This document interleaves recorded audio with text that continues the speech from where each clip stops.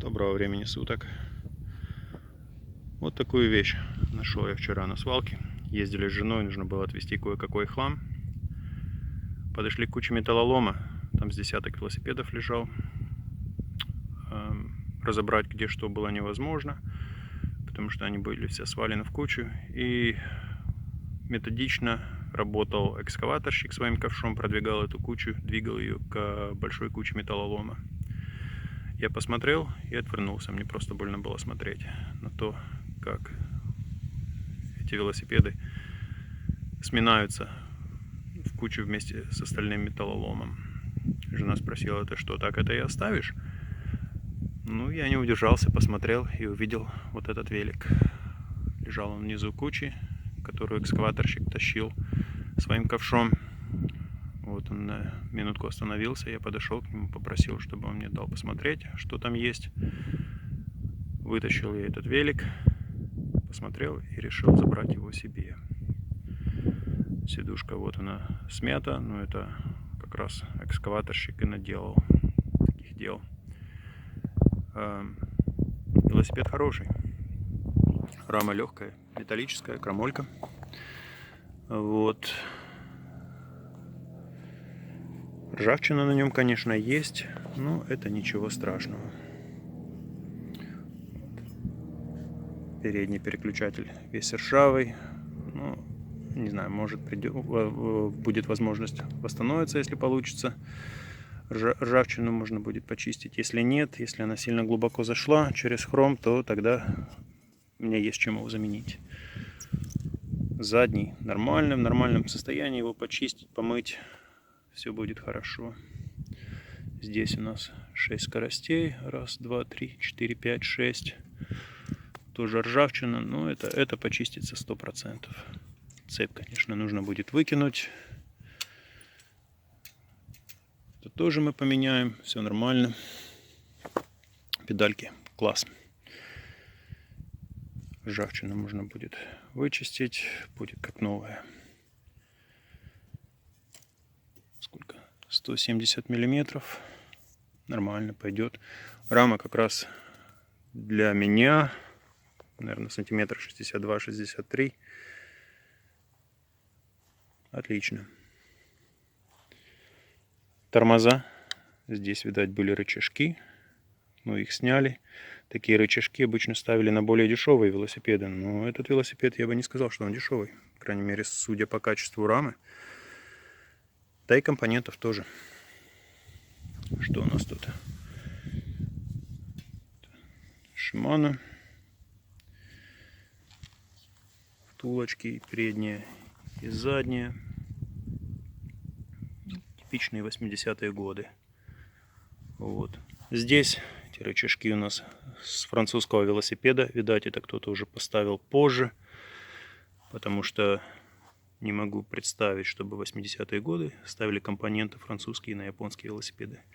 Тогда уже как раз Сантур вовсю гремел.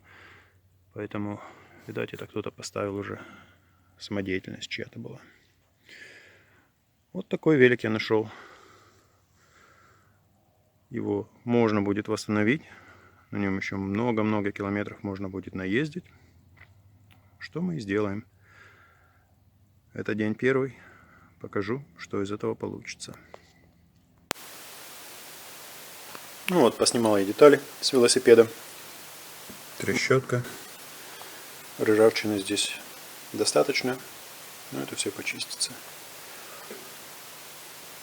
Задний переключатель скоростей. В отличном состоянии. Его немножко почистить. Ржавчины совсем мало. Вот этот болт. Это мы все уберем. Значит, здесь защелки эти ржавые немного, но это опять ничего страшного. То же самое здесь. Вот. Передний переключатель скоростей. Здесь у меня вопросы. Я сомневаюсь, что можно будет. Ржавчину то брать можно будет. Но будет ли она смотреться нормально? По-моему, все пошло уже через хром. Посмотрим. У меня есть чем его заменить. Ничего страшного нет. Гаечки. Эти штучки тоже ржавые, но это все почистится. Меньшая звездочка окислилась довольно-таки заметно. Это, опять же, ничего страшного. Можно полировать будет выглядеть как новое. То же самое здесь. Ну что ж, посмотрим, как получится. Ну вот, почистил я запчасти. Ржавчины практически не осталось нигде. Трещотка тоже выглядит намного лучше, чем раньше. Ржавчины нет. Ее надо будет разобрать, смазать. Вот, и будет работать, еще послужит. Гайки, болты.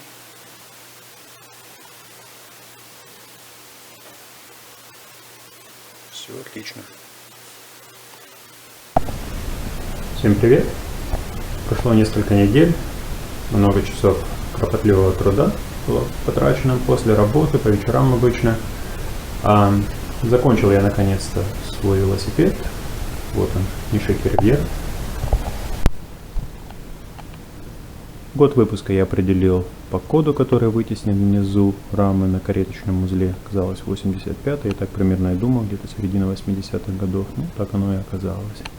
Велосипед производства Японии, таких в Соединенных Штатах и Канаде было много очень. В 80-е годы они буквально были завалены японскими велосипедами.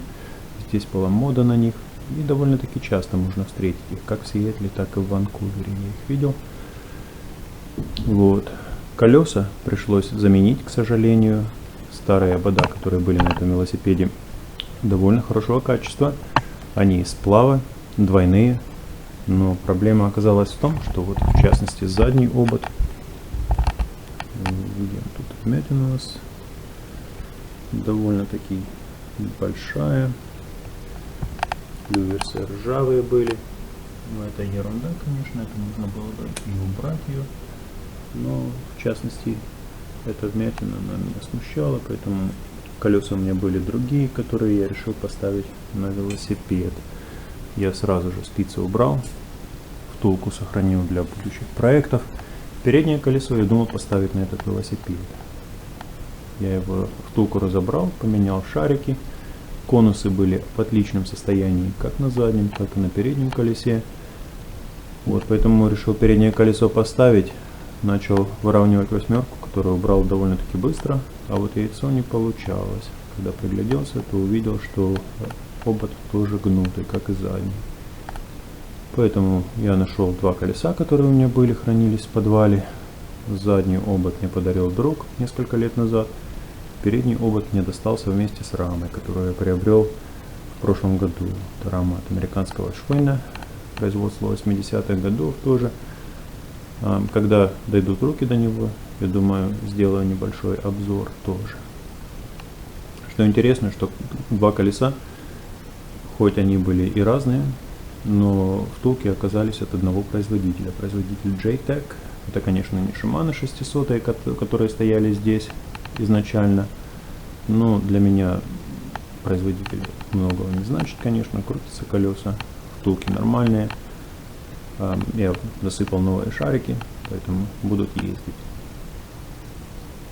Колеса 27-дюймовые, это старый стандарт 70-х, начала 80-х годов. К ним шли покрышки размером 27 на 27 и 1,1/4 дюйма. Что плохо с такими покрышками, это то, что просвет тогда, если стоят крылья на велосипеде, очень маленький. И их довольно трудно отрегулировать, чтобы они не терлись о крылья. Поэтому я поискал в интернете, выбор небольшой для таких колес, но я нашел покрышки на 27, 1,1/8 дюйма, они чуть потоньше. Соответственно, просвет получается побольше, нигде ничто не трет, и я этим доволен, конечно. Покрышки немного тяжелые, потому что у них стоит антипрокольная полоса. Но с другой стороны, я думаю, излишний вес компенсируется тем, что проколов будет меньше. Что еще? Багажник поставил вместе с крыльями. Багажник мне достался. Это тоже подарок от товарища, с которым я ездил на работу на велосипеде. Точно так же, как и передний переключатель скоростей. Подарок от другого друга на день рождения. Тоже несколько лет назад. Сидушка новая, которую я нашел на разборке. Это АВЦ туринговый. По времени, году выпуска, значит, вот это седло подходит к велосипеду, поэтому я доволен тоже. Поставил новые монетки. Shimano 600 были у меня. Значит, когда я нашел этот велосипед, то тут стояли французские монетки. Они в хорошем состоянии были, особенно после того, как я их почистил, смазал. Можно было их оставить, но дело в том, что это не оригинальные были, видать, предыдущий хозяин поставил их туда. И французские монетки на японском велосипеде середины 80-х годов смотрелись, конечно, не очень. Они были ни к селу, ни к городу, поэтому я решил их заменить. Но французские сохраню, опять же, для будущих проектов. Что еще тут? Перебрал я в этом велосипеде абсолютно все, начиная от подшипников рулевых, заканчивая кареточными, педальными, тоже пришлось их смазать. Насчет педалей, кстати, вот эти ремешки были все иссохшиеся. У меня была смазь для кожи, значит, использую ее для бруксового сидения своего. Ее довольно много, и я решил пропитать эти ремешки этой мазью. Вот, они сейчас намного мягче стали, как новые. Задний переключатель скоростей остался прежним, он почистился, был немного ржавый, но смотрится тоже как новый. Трещотка тоже была вся ржавая, но ржавчину удалось убрать. Я ее разобрал, поменял шарики в ней, они были ржавые, смазал, теперь ее и не слышно. Звездочки, здесь стоит две звездочки, оригинальные тоже, они в хорошем состоянии, были немного окислены, но это удалось почистить, все нормально. Цепь стоит здесь не новая, но и не та, что была, когда я взял этот велосипед, та была вся абсолютно ржавая. Эта цепь с другого велосипеда, которая у меня лежала на полке, пылилась, она не новая, но не растянута, поэтому она еще живая, я думаю, походит нормально еще. Вот. Поменял я, конечно же, тросики и рубашки, обмотку на руле. Обмотка желтого цвета, довольно маркая, не знаю, как это будет. Я, конечно, предпочитаю черную, потому что тогда не видно грязи. Их можно мыть и нужно, конечно, но посмотрим. В общем, это эксперимент. Говорила меня жена, понравился желтый цвет, который был на этом велосипеде, когда мы его нашли. Вот она меня уговорила, значит, оставить желтую обмотку. Здесь были штыри. Раньше, когда-то, здесь к ним крепились, болтами крепились рычажки такие, как тормозные. Можно было тормозить, но предыдущий хозяин их убрал, остались одни штыри. Поэтому я их просто-напросто спилил, теперь все гладко, их и не чувствуешь. Тормозные колодки, вот они, поставил я новые, были абсолютно новые, у меня достались мне вместе с рамой от Schwinn, о которой я говорил. Пока тут велосипед лишь в стадии проектирования, поэтому колодки пошли сюда. Они оранжевого цвета, говорят, что при сырой погоде, когда часто идут дожди, они лучше, чем обычные черные. Стоят у меня на другом велосипеде, я ими доволен. Вот. Что еще тут? Ну, вроде бы как и все.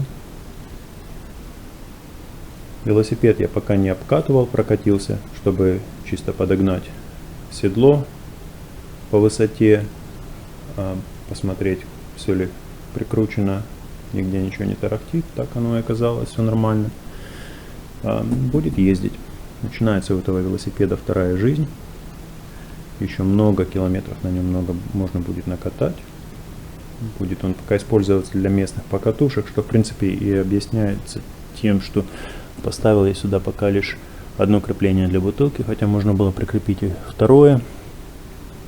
Но пока оно не нужно, я думаю, воды мне хватит для местных поездок по месту. Такие вот дела.